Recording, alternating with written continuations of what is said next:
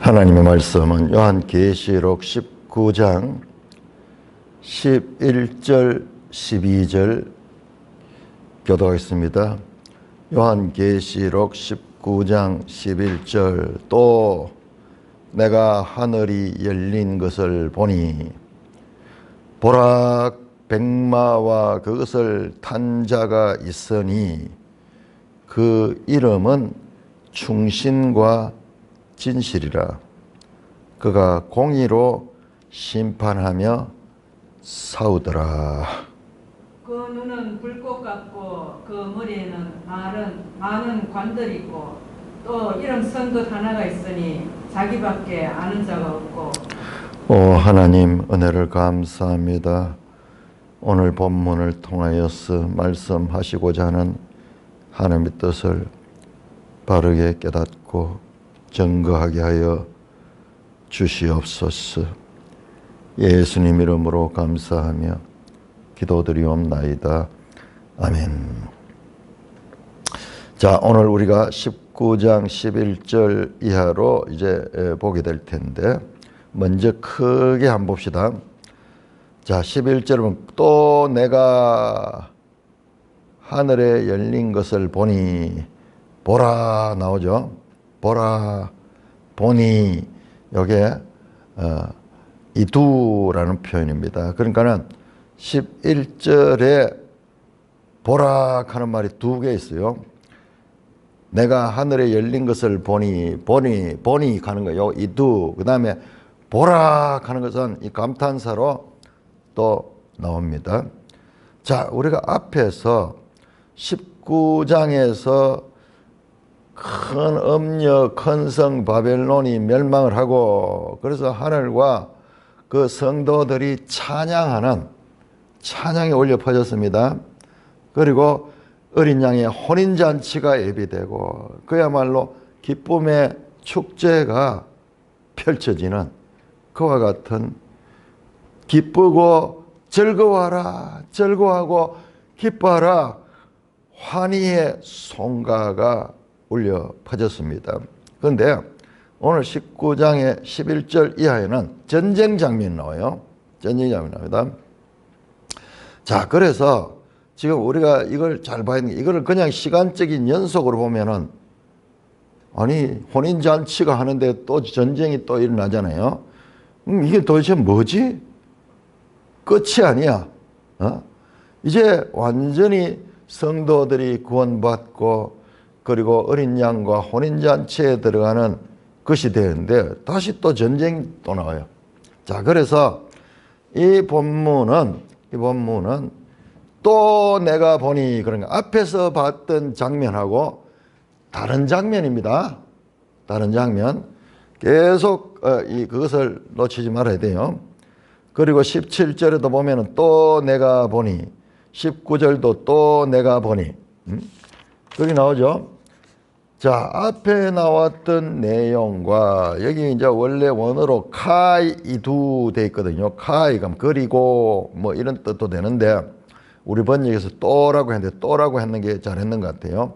그리고 하면은 앞에 나왔던 혼인잔치와 이어서 그리고 이 하늘 전쟁이 나오는 것 같이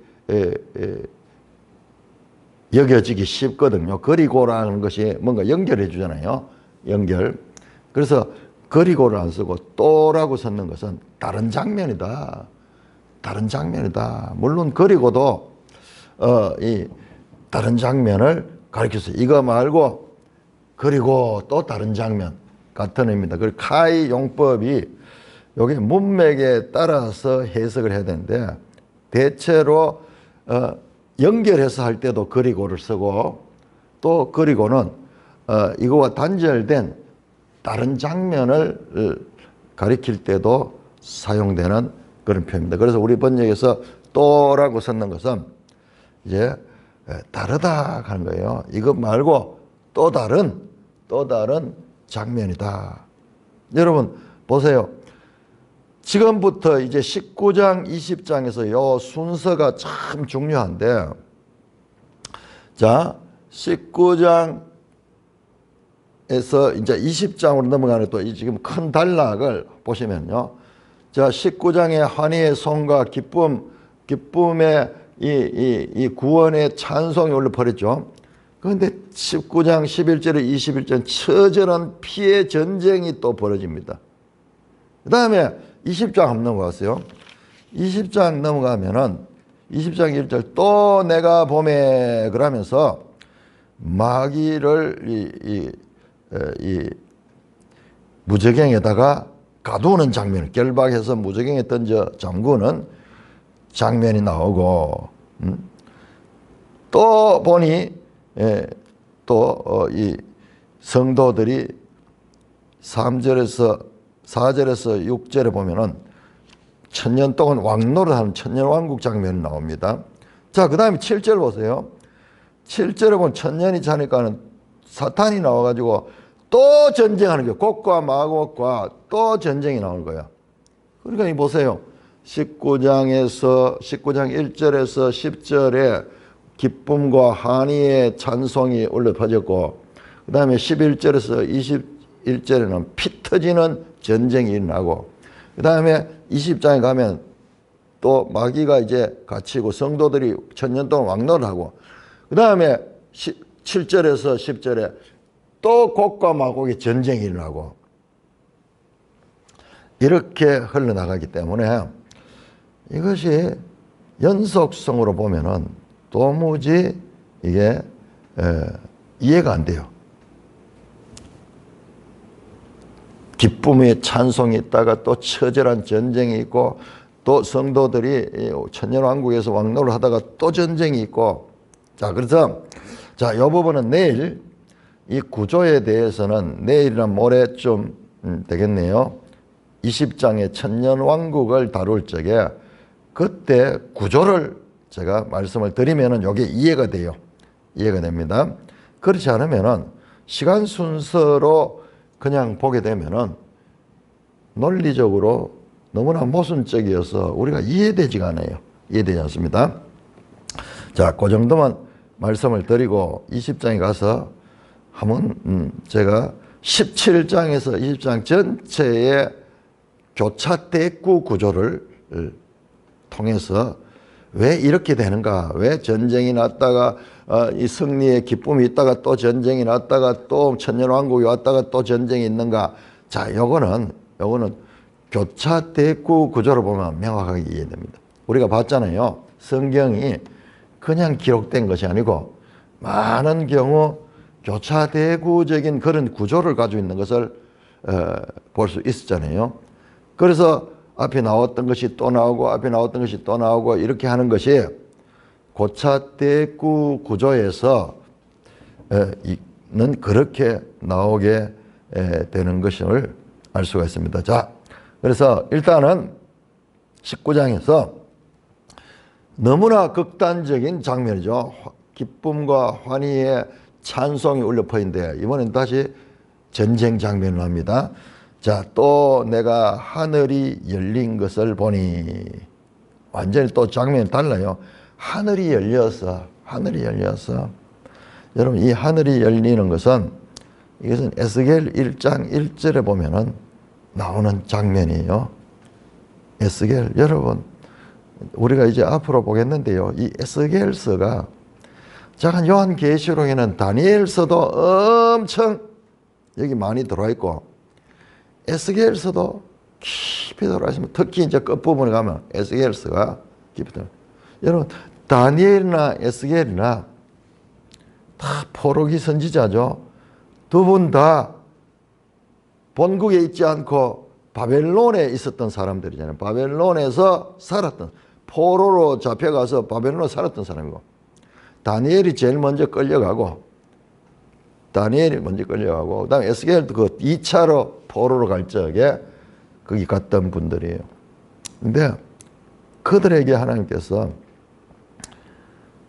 이 계시록의 전조가 되는 그런 이 하늘의 계시를 많이 보여줬는데, 그래서 요한계시록 특히 끝부분은 이 에스겔과 밀접한 연관이 있습니다. 자, 우리 한번 볼까요? 에스겔 1장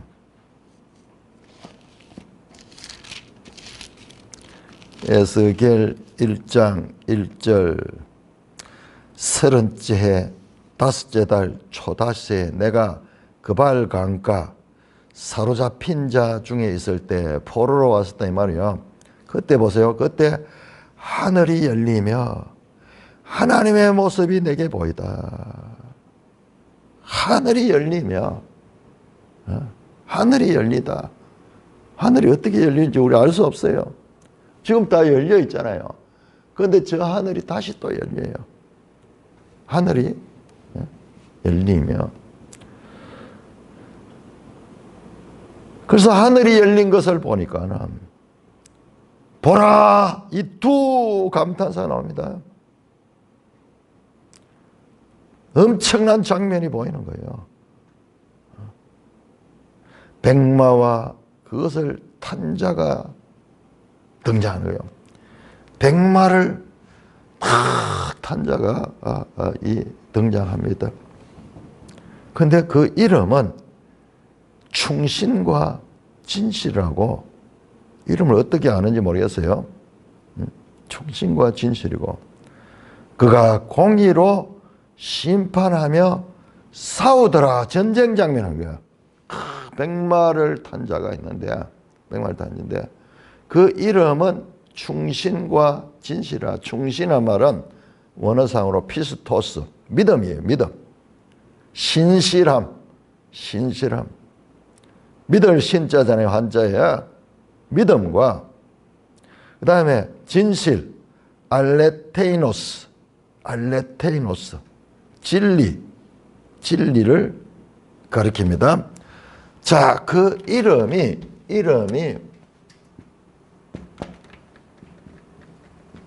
피스토스, 믿음, 신실, 충성, 이 번역이 이렇게 번역이 됩니다. 피스토스 앤드 알레테이노스.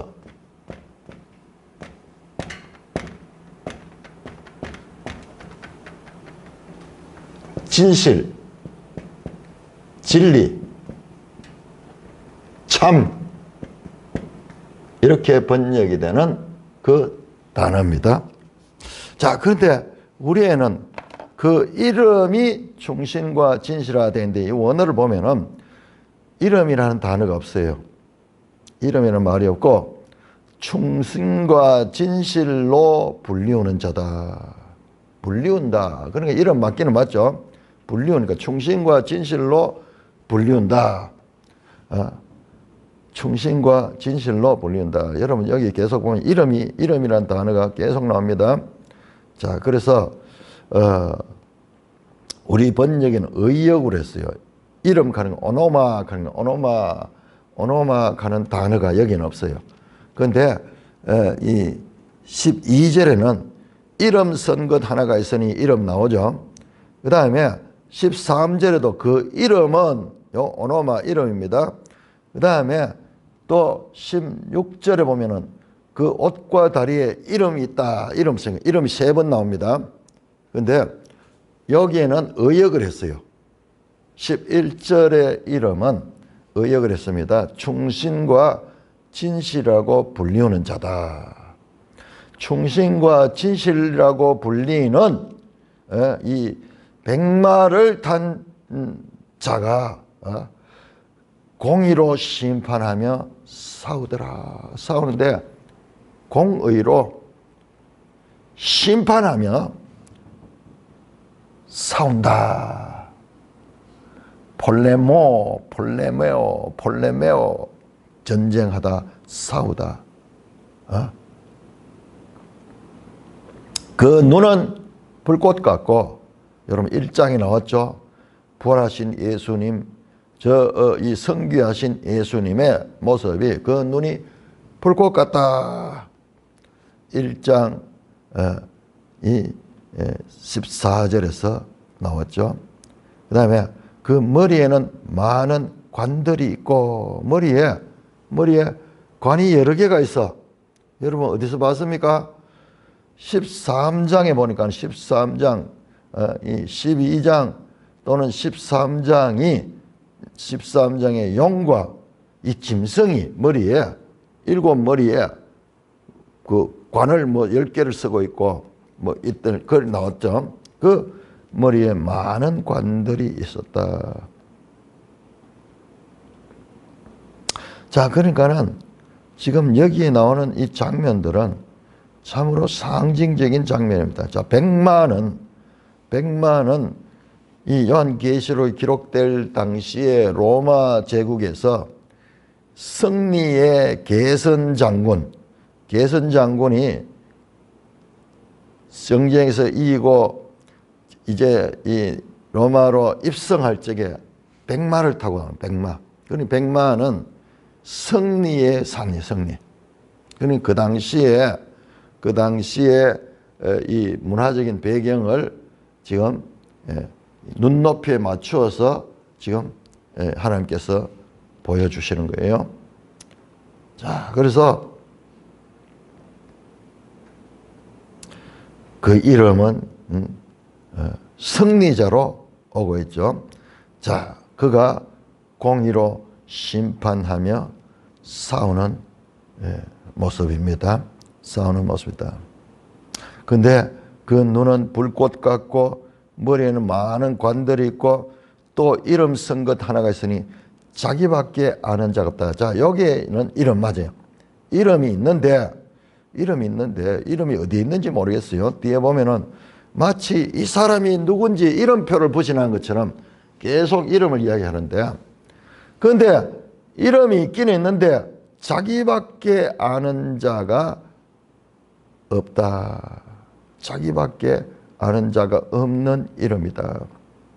이 말은요, 이름이라는 것은 그 사람을 나타내는 하나의 이 정체성을 가리키는 거거든요.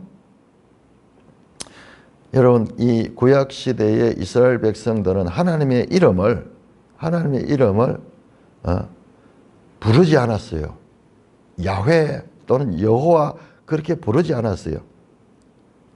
하나님의 이름이 분명히 나오면은 거기 신성사자라고, 신성사자.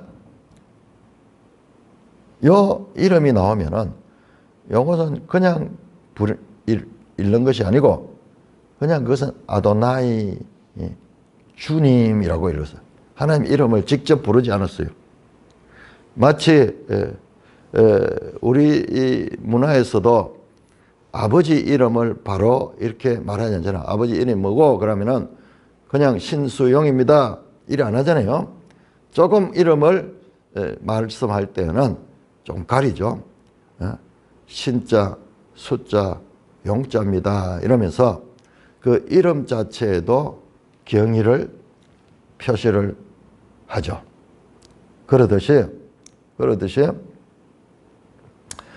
그 이름을 함부로 부르지 않습니다. 이름을 함부로 부르지 않아요. 서양 사람들은 참 그런 게 뭐 그냥 이름을 막 부르고 그런 것들이 많은데 우리는 이름을 존중하는 그런 문화를 가졌죠. 이름을 더럽히지 마라, 명예를 더럽히지 마라, 뭐 그런 식으로 이름을 존중하죠. 자, 근데 이 이름은 자기밖에 아는 자가 없다. 야훼라는 이 히브리어로요. 이게 야훼거든. 네 자로 됐잖아요. 요드, 해, 바브, 해. 요드, 해, 바브, 해거든요. 요걸 읽을 적에, 이거를 읽을 때, 우리 그냥 여호와로 했죠. 이 단어가 나오면은, 히브리인들은, 유대인들은 이 단어를 그냥 주님, 주라고 불러, 주. 아도나이.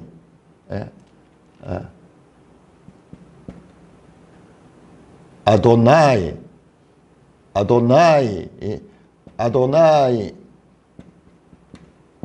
부릅니다. 아도나이가 주라는 뜻이 주라. 이름을 부르지 않아요. 그냥 무검으로 그냥 하고 주라고. 분명히 단어가 있는데 읽지 않습니다. 이름을 읽지 않습니다. 자, 그런 식으로 하나님의 이름을 돌려서 읽었던 전통이 있듯이 이 이름도 이 이름도 자기밖에 아는 자가 없다. 이 말은 우리 매일성경에서 잘 해석을 하는데요. 이 말은요, 모든 사람들이 이해를 초월하는, 우리로서는 알 수 없는 그런 초월적인 지혜와 초월적인 능력을 가진 소위 신적 권위에 대한 하나의 암시도 될 수가 있습니다. 온 세상을 향하여 통치하시는 분으로서 사람의 이해를 초월하는 그런 존재다. 그런 이름의 존재다라는 이 의미도 암시되어 있습니다. 자, 13절에서 16절까지 교독합니다. 13절에서 16절까지. 또 그가 피 뿌린 옷을 입었는데 그 이름은 하나님의 말씀이라 칭하더라. 하늘에 있는 군대들이 희고 깨끗한 세마포 옷을 입고 백마를 타고 그를 따르더라.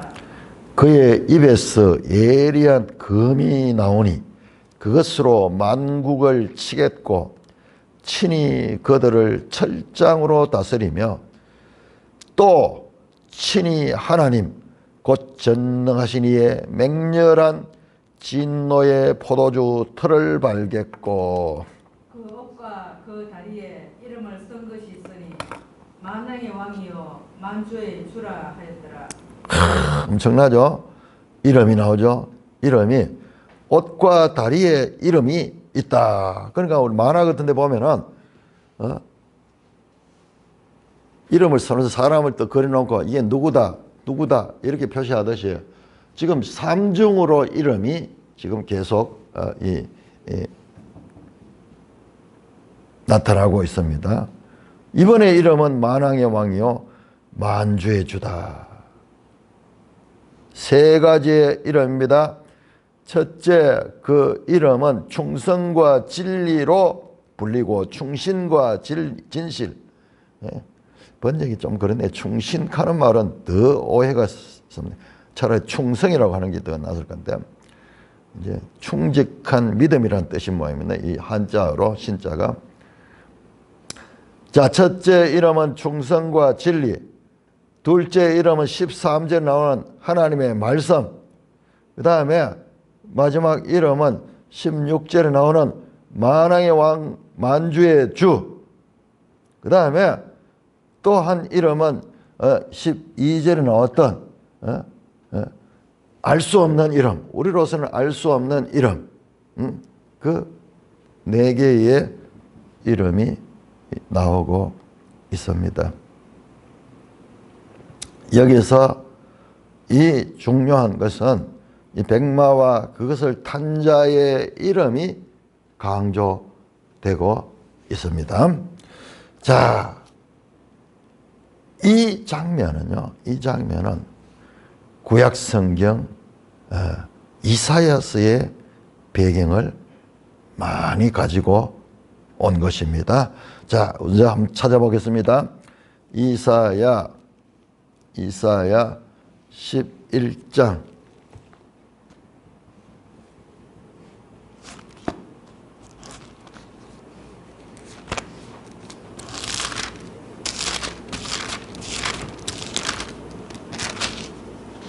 이사야 11장 4절을 보시면요. 4절을 보시면은 11장 4절을 보면은 11장 자체가 메시아에 관한 예언이죠. 그 가운데서 공의로 가난한 자를 심판하며, 자, 여기에 등장하는 이 백마 탄 자가 어떻게 공의로 심판한다. 11절에 나오죠. 그가 공의로 심판한다. 그 다음에 정직으로 세상의 겸손한 자를 판단할 것이며 그의 입의 막대기로 세상을 치며, 여기에 또 나오죠. 요한계시록 19장 15절 그의 입에서 예리한 금이 나오고 그것으로 만국을 친다. 그 입술의 기운으로 악인을 죽일 것이며 공의로 허리띠를 사며 성실로 그의 몸이 되리라. 이게 지금 메시아 이 예언이에요. 메시아 예언. 이 메시아 예언의 부분입니다. 자, 6절에 보세요. 6절에 그때 이리가 어린 양과 함께 살며 포범이 어린 염소와 함께 누우며, 자, 이게 뭐예요? 이게 새하늘 새 땅이잖아요. 해함이 없고 상함이 없고 사함이 없고 악이 없고 평화만 있는 그 상태를 묘사하는 것이 6절에서 9절입니다. 어린 양이 살며 포음과 어린 양소가 놓으며 송아지와 어린 사자와 살찐 짐승이 함께 있고 어린아이에게 끌리며 암소와 곰이 함께 먹으며 어린아이가 독사의 굴에 손을 넣을지라도 상함을 받지 않는 그곳에는 물이 바다 덮음같이 여호와를 아는 지식이 세상에 충만하게 되는 그 새 하나님의 나라를 이야기하는. 그러니까 여기 보세요. 11장 1절에서 5절과 6절에서 이 9절까지 여기 연결되어 있잖아요. 뭐냐? 이 메시아가 와서 이제 하나님 나라를 이제 도래하게 할 그 연속성이 이 11장에 나옵니다. 하나님 나라가 임하기 전에 뭐가 있습니까? 악의 세력들을 공의로 심판하고 그다음에 입에 막대기로 세상을 치는 그 거룩한 전사로 등장하는 메시아의 이 심판, 메시아의 전쟁이 나옵니다. 이 19장 11절에서 이 16절까지의 전쟁은 이와 같은 이사야 11장 4절과 뿐만 아니라 더 이제 크게 63장 열어보세요. 이사야 63장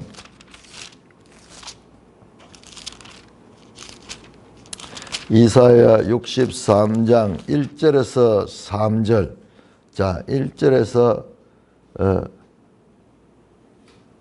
6절까지 한번 교독해 보겠습니다. 이사야 63장 1절에서 6절. 에돔에서 오너니 누구며 붉은 옷을 입고 보스라에서 오너니 누구냐? 그의 화려한 의복 큰 능력으로 걷는 이가 누구냐? 그는 나이니 공의를 말하는 이요 구원하는 능력을 가진 이니라. 어찌하여 내 의복이 붉으며 내 옷이 포도즙 털을 바른 자 같으냐? 만민 가운데서 나와 함께한 자가 없이 내가 홀로 포도즙 털을 밟았는데 나의 노함으로 말미암아 무리를 밟았고 분함으로 말미암아 짓밟았으므로 그들의 선혈이 내 옷에 튀어 내 의복이 다 더럽혔음이니. 이는 내 원수 갚는 날이 내 마음에 있고 내가 구속할 해가 왔으나 내가 본즉 도와주는 자도 없고 붙들어주는 자도 없으므로 이상하게 여겨 내 팔이 나를 구원하며 내 분이 나를 붙들었음이라. 내가 노함으로 말미암아 만민을 밟았으며 내가 분함으로 말미암아 그들을 취하게 하고 그들의 선혈이 땅에 쏟아지게 하였느니라. 자, 이 장면요. 이 성경 전부 맥락적으로 이해 못하면은 지금 여기에 이 복수하러 오는 자, 무시무시한 장면이 나옵니다. 이 사람은 누구냐? 복수하러 오는 거야. 복수하러. 원수 갚는 날. 4절에 원수 갚는 날에 아무도 도와주지 않고 홀로 원수를 갚았다. 홀로 원수를 갚았다. 그런데 그 원수들을 짓밟으니까는 그 원수들의 몸에서 터져서 피가 튀겨 올라가지고 그 옷에 온통 선혈이 원수들의 선혈이 옷에 다 튀었다 한 그림 장면을 보여주는 거죠. 금지만 포도즙 털을 바르는 것 같이. 오늘 19절 보세요. 요한계시록 19장 15절을 보시면은 그가 맹렬한 진노의 포도주 털을 밟겠고 등장하죠. 그 다음에 그가 입고 있는 옷 13절은 피 뿌린 옷을 입었는데 피 뿌린 옷 좀 이상하죠. 아니에요. 이거는 수동태로 되어 있어요. 피 뿌린 옷. 이렇게 피를 뿌리는 옷이 아니고 피가 튕겨져서 피 묻은 옷을 입고 피 묻은 옷. 왜? 악의 세력들을 짓밟으면서 그들이 죽으면서 뿜어내는 피들이 옷에 선혈이 낭자하죠.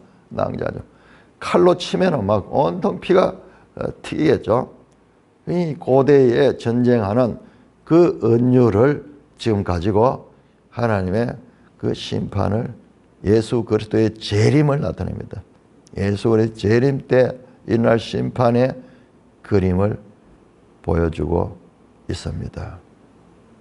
그래서 이 11절에서 16절은 이사야 11장 4절과 그리고 63장 1절에서 6절 이 혼합이 되어 가지고 여기에 지금 나타나고 있습니다.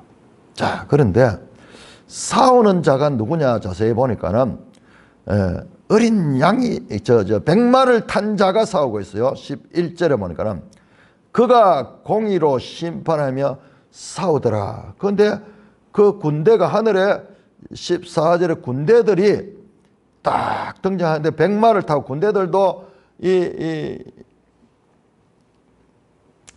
먼저 나왔던 백마를 탄 자와 충신과 그 진실이라는 이름을 가진 자와 동일하게 흰 백마를 타고 나오는데 이들은 깨끗한 세마포 옷을 입고 그를 따르더라. 이 먼저 나왔던 그 백마와 그것을 탄 자, 즉 예수 그리스도입니다.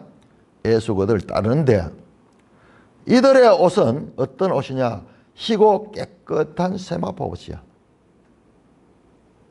그런데 예수 그리스도의 옷에는 온통 피가 그렇게 튀겨 있습니다.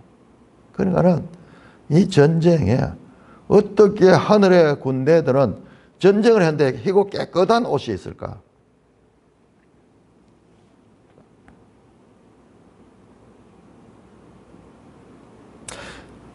(15절은) 그의 입에서 18절입니까? 15절이네요. 그의 입에서 예리한 검이 나오고, 예리한 검에 대한 것은 여러 군 나오죠. 좌우의 날섬 같은 하나님의 말씀, 그것으로 만국을 친다. 여러분 사도 바울의 데살로니가 후서 2장 8절 한번 봅시다. 일치합니다. 데살로니가 후서 2장 8절 그때에 불법한 자가 나타나니 주 예수께서 그 입의 기운으로 그를 죽이시고 강림하여 나타나심으로 그 불법한 자를 패할 것이다. 악한 자의 나타남은 사탄의 활동을 따라 모든 능력과 표적과 거짓 기적과 불의의 속임으로 멸망하는 자들에게 있으리라. 여러분 멸망하는 자들 따로 있어요.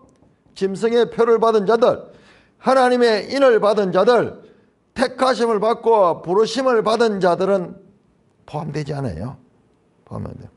그들은 왜 멸망하는가? 이는 그들이 진리의 사랑을 받지 아니하여 구원받지 못한다.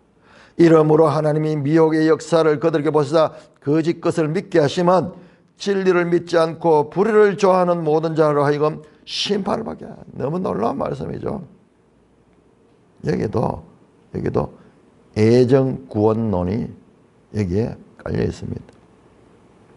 자, 여기서 일단은 예수님의 재림의 모습, 주 예수께서 강림하실 때 그 입의 기운으로 그 악의 세력들을 처단한다. 동일한 말씀으로 지금 여기에 나타나고 있는 것입니다.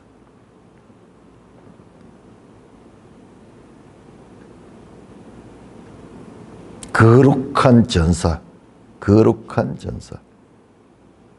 그런데 그 전쟁에 하늘에 많은 군대들이 있지만은 그 군대들은 그냥 싸우지 않아요. 들러리같이 그냥 등장하면서 그를 따르기만 하고 있고, 그 백마탄 예수 그리스도의 입에서는 예리한 검이 나와서 그것으로 만국을 친다. 친히 그들을 철장으로 다스린다. 이거 시편 2편 9절에 나오는 말씀이죠. 자, 이것은 계시록 2장 27절에도 나왔고 12장 5절에도 아기를 낳으니 곧 철장으로 만국을 다스릴 자다 나왔던 그 장면입니다. 그 장면입니다. 여러분, 시편 2편을 배경으로 하고 있는데 시편 2편 우리 한번 가봅시다. 시편 2편, 시 2편을 보세요. 2편 1절에 탁 보면서 이방이 나라들이 등장합니다. 여기 민족들 하는 것과 같은 단어 에트노스. 민족들이 분노하며 이 이방 나라들이 분노하며 에트노스. 다시 반복 평행법으로 민족들이 헛되는 것. 온 세상의 왕들과 나라들이 무엇을 하느냐? 일을 꾸미고 있어요. 무슨 일을 꾸미냐? 세상의 군왕들이 나서며 관원들이 서로 꾀하여 뭐하냐? 여호와와 그의 기름 부음 받은 자를 대적하며 그 하나님을 대적하는 거예요. 여러분, 지금 여기 등장하는 만국인들이 누구냐? 그러면 이것이 어디서 연결되냐? 그러면 이게 16장 12절에서 16절에 나왔던 여섯째 대접에 뭐가 나왔습니까? 아마겟돈에 모였던 왕들, 나라들.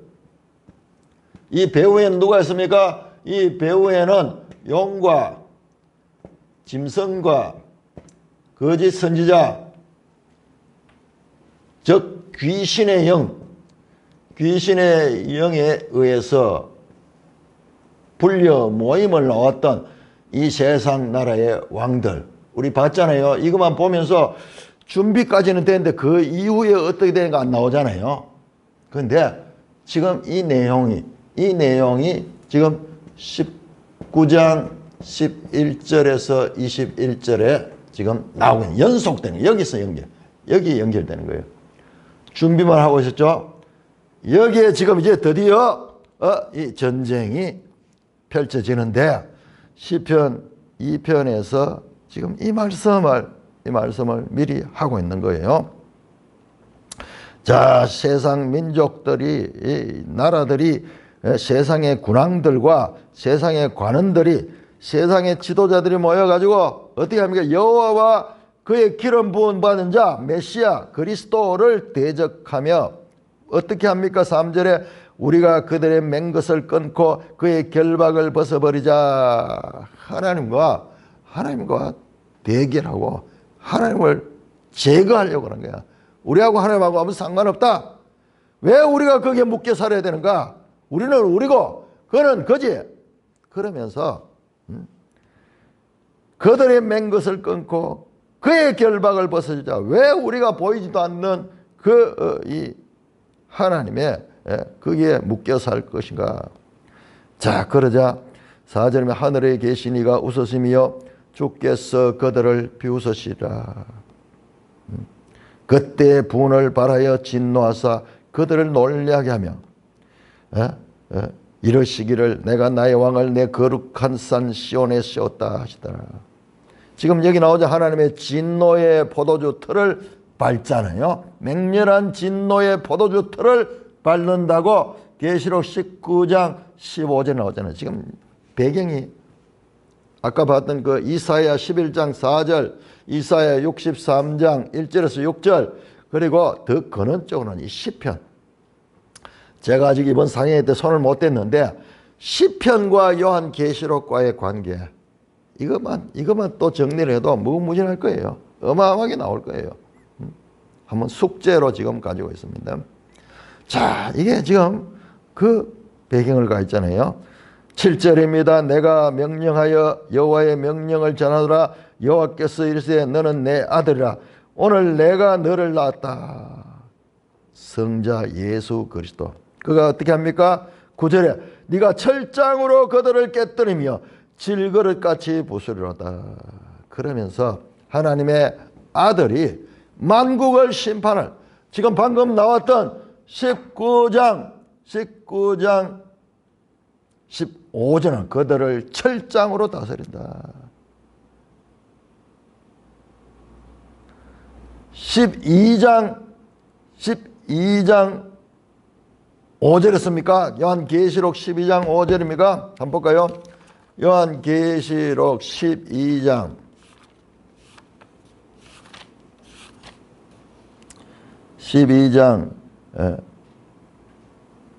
4절입니다. 4절. 그 꼬리가 하늘별 3분의 1 따라 땅에 던지다. 용이 해사는 여자 앞에서 그가 해사는 그 아이를 삼키고자 하더니 여자가 아들을 낳으니 그가 누굽니까? 이는 장차 철장으로 만국을 다스릴 자라. 지금 동일한 바로 예수 그리스도입니다. 그가 이제 이 모든 하나님을 대적하는 악의 세력들을 진멸하는 최후의 전쟁을 지금 수행하고 있는 것입니다. 그런데 그 정체가 드러난 이름이 막 붙어 있어. 이름이 막 붙어 있어. 첫째는 그 이름은 자기밖에 알지 못하는 이름. 그 이름은 그 사람의 정체성을 가리키는데, 그러니까 사람으로서는 이해할 수 없는 이 유대인들이 이 야훼라는 이름을 읽지 않고 그냥 주라고 간접적으로 표현하듯이, 왜 그 이름을 우리 입에 담을 수 없는가? 우리 입으로 담아서 그분의 정체성이 제한되지 못하도록 언어로서 표현할 수 없는, 그러니까는 그렇지만은 이름은 있어야 되기는 있으니까는 이름이 야훼라고 있는데, 나는 스스로 있는 자다. 에흐레 아세르 에흐에라는 이 나는 스스로 있는 자다. 이름이 뭡니까 했을 적에 그 이름, 규정할 수 없는 이름. 그러니까는 인간의 이해를 초월하신 그런 전능하신 그 이름이 있고, 두 번째 이름이 13절에 보면 하나님의 말씀이야. 이름이 하나님의 말씀이야. 로고스, 말씀은 로고스토 테오, 하나님의 말씀이야. 이름 자체가 하나님의 말씀입니다. 자, 우리 요한복음 1장을 한번 볼까요? 요한복음 1장 1절, 태초에 말씀이 계셨다. 로고스거든요. 로고스. 태초에 로고스야. 이 말씀이 하나님과 함께 계셨다. 하나님과 함께 계신 말씀. 이 말씀이 곧 하나님이라. 와, 엄청나죠? 이 하나님이 진 말씀이야. 그가 태초에 하나님과 함께 계셨고 만물이 그로 말미암아 지은 것이 하나도 없죠. 말씀으로 창조하실 때 그 말씀이야. 3절, 만물이 그로 말미암아 지음받고 지은 것이 하나도 그거 없이 된 것이 없느니라. 이 하나님의 말씀, 이 말씀 단순한 말씀이 아니라 바로 하나님 그 자체이신 태초에 하나님과 함께 계시던 이위 하나님, 삼위일체 하나님 가운데서 제2위 하나님, 지금 그분이라고 말하고 있는 거예요. 그분이라고 말하고.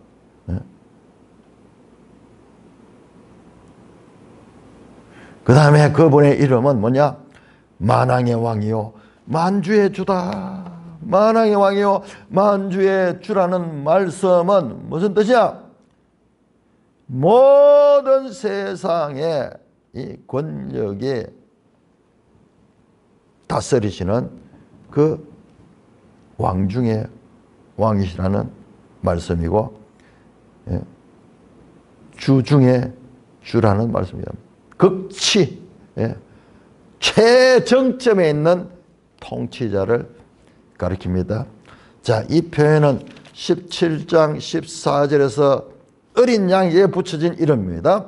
17장 14절에 그들이 어린 양과 더불어 싸우려니와 어린 양은 만주의 주시요 만왕의 왕이심으로 그들을 이긴다. 지금 요 17장 14절에 여기 스냅 사진 같이 살짝 지나갔던 요 16장 12절에서 16절에 나왔던 아마겟돈 전쟁 준비하는 거 17장 14절에 너무나 간략하게 처리돼서 눈여겨보지 않고 그냥 지나가버린 요 전쟁, 어린 양과의 전쟁, 이게 같은 거예요. 같은 전쟁, 같은 전쟁. 자세히 보면 그 사인 나오잖아요. 만왕의 왕, 만주의 주, 사인 나오잖아요. 이렇게 나와요. 모든 전쟁이 지금 여기로 이어지고 여기에서 더 자세하게 지금 드러나고 있습니다. 자, 이렇게 이 백마와 그것을 탄 자가 지금 최후의 전쟁을 하고 있습니다. 자, 17절입니다. 17절. 17절에서 18절 교독합니다. 17절 18절. 또 내가 보니 한 천사가 태양 안에 서서 공중에 나는 모든 새를 향하여 큰 음성으로 외쳐 이르되 와서 하나님의 큰 잔치에 모여 왕들의 살과 장군들의 살과 장사들의 살과 말들과 그것을 탄 자들의 살과 자유인들이나 종들이나 작은 자나 큰 자나 모든 자의 살을 먹으라 하더라. 자, 이거 보세요. 이번 장면 또 딴 장면입니다. 자, 이걸 우리가 막 연속해서 보면 안 돼요. 자, 이 장면, 백마 타고 그리고 그 따르는 군대가 더불어서 이 싸우는 장면이 나왔습니다. 그 이름이 아무도 알 수 없는 그런 차원의 이름, 그 다음에 하나님의 말씀이라는 이름, 그리고 만왕의 왕이요 만주의 주라는 그 이름을 가진 백마 탄 자가 여러분 보나마나 게임이 되겠습니까? 그런 장면이 하나 보여주고, 이번엔 딴 장면이에요. 딴 장면. 딴 장면인데 이번에는 천사가 등장합니다. 한 천사가 나오는데 어디에? 태양 안에 서서 공중에 나는 모든 새를 향하여 큰 음성을 내자. 태양 안에서, 해 안에서 천사가 새들을 향하여 큰 음성으로 외칩니다. 와서 하나님의 큰 잔치에 모여 왕들의 살과 장군들의 살과 장사들의 살과 말과 그것을 탄 자들의 살과 자유인들나 종들나 작은 자나 큰 자나 모든 자의 살을 먹으라. 여러분, 이 살이 뭐냐? 이 살이 우리 이 육체를 가리켜. 육체. 사락스.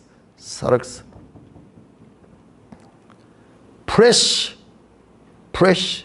고기 덩어리. 뭡니까? 자, 앞에 장면하고 지금 딴 장면입니다. 앞에 장면은 탁 나오고 이 장면은 이제 다 죽었는 거예요. 다. 왕들도 죽고 장사들도 죽고 장군들도 죽고 말도 죽고 그다음에 자유인들, 종들, 작은 자나 큰 자나 모든 자가 다 죽었는 거예요. 시체로 가득한 전장을 보여줘. 전장. 새들을 향하여 와서 새들이 하나님의 큰 잔치에 와서 이것을 먹어라. 식육조들이, 식육조, 사람의 살을 먹는 그 새들을 초대해서 그 초대를 갖다 하나님의 큰 잔치라고 말하는데, 자, 이것도 구약적 배경을 가지고 봐야지 제대로 해석이 됩니다. 자, 우리 에스겔 39장.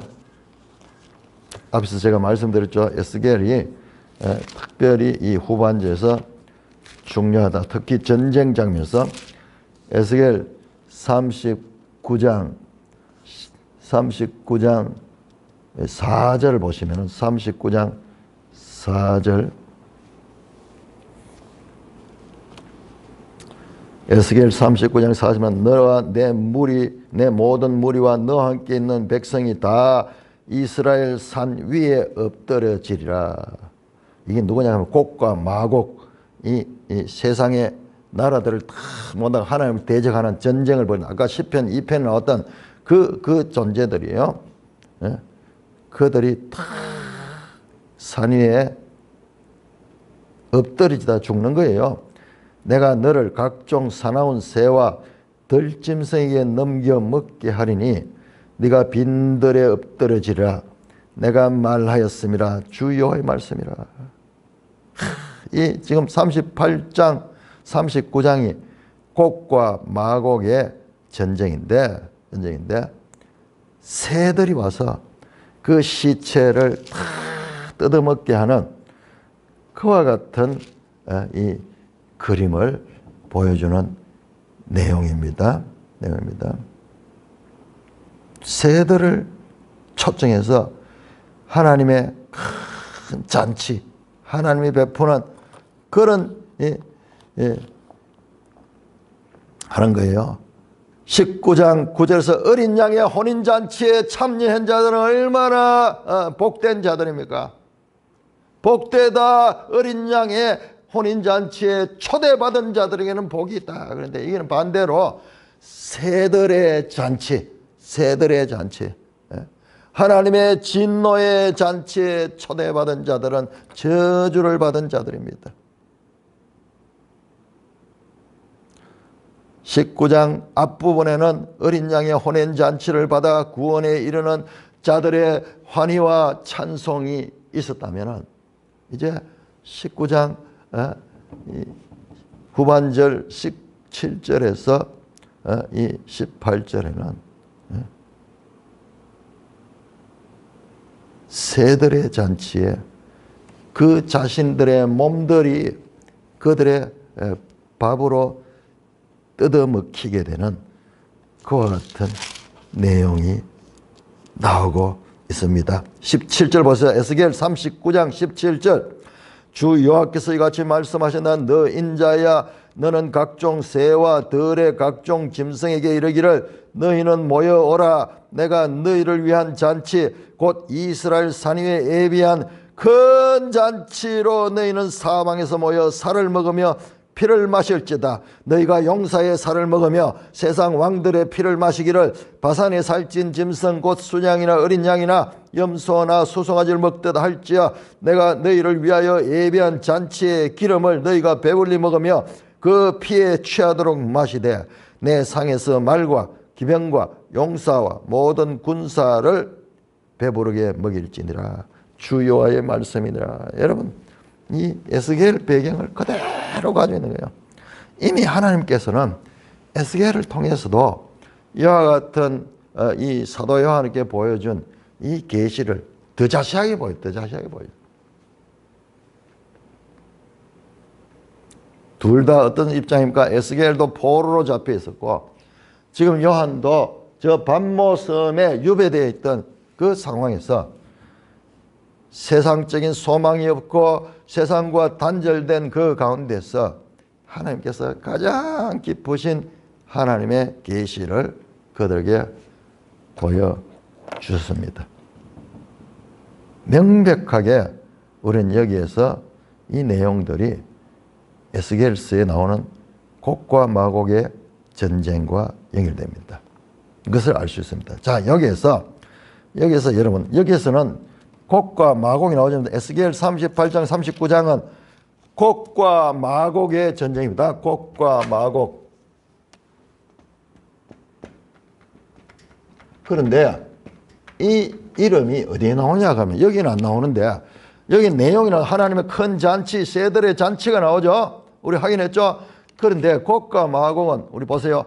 20장 8절에 보시면은 20장 8절에 보면 땅의 사방 백성 곧 곡과 마곡을 미혹하여 모아 싸움을 벌인 거예요. 이게 뒤에 나와요. 뒤에 또 나오는 거예요.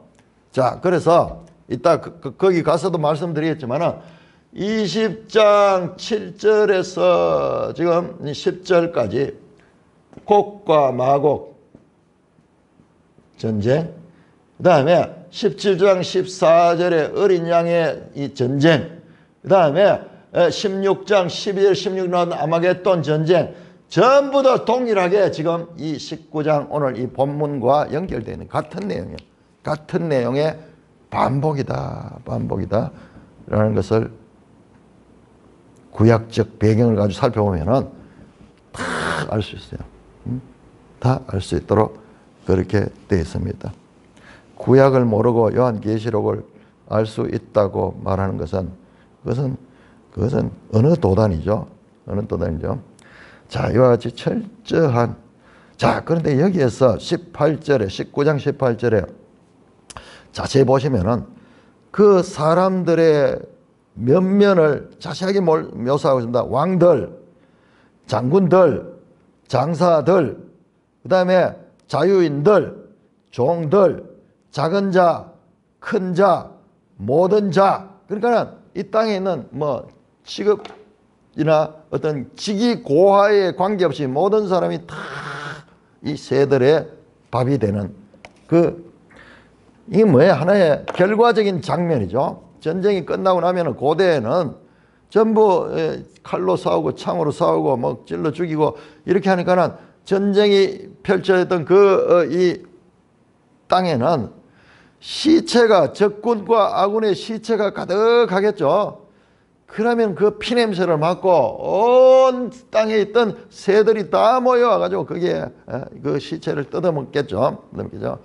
그런 그 고대의 이 전쟁터에서 일어나는 그 장면을 이렇게 하나의 그림으로 보여주고 있는데, 굳이 왕들, 장군들, 장사들, 그 다음에 자유인들, 종들, 작은 자, 큰 자, 이렇게 각각을 따로 묘사하는 것은 이것도 이유가 있습니다.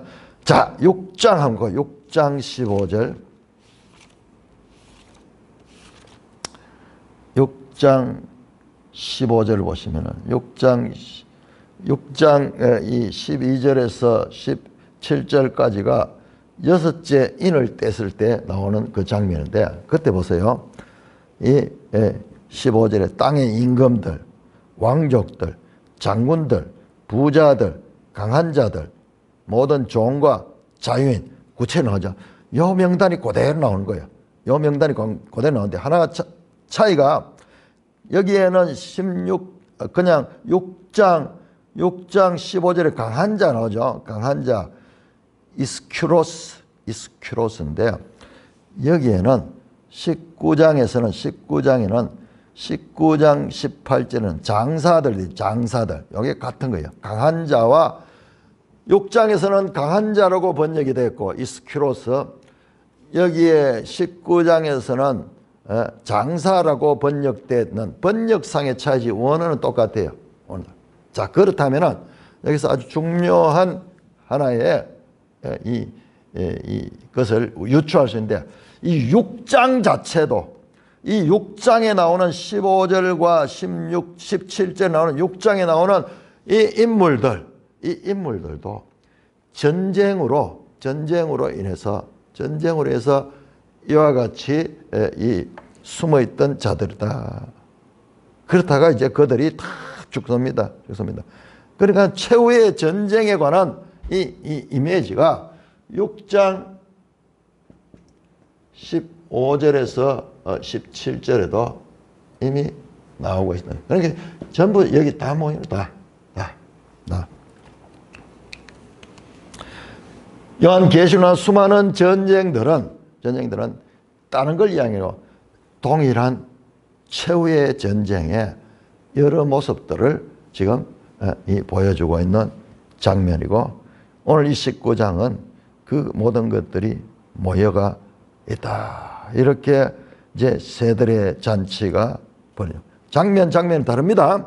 근데 앞에는 백마탄자가 와서 있는 거고, 이번에는 다시 다른 천사가 나와서 또 보니, 자, 이 장면 다르고 이 장면 다릅니다. 마치 무엇과 같냐, 영화와 같은 영화. 옛날 사람들은 영화가 없었잖아요. 없었는데 지금 보시면 영화를 보면은 탁 이 장면이 왔다가 갑자기 장면이 바뀌면 완전 딴 장면 나오고, 그 다음에 여기에서 과거의 장면으로도 돌아갈 수 있고, 영화 속에서는 그렇잖아요.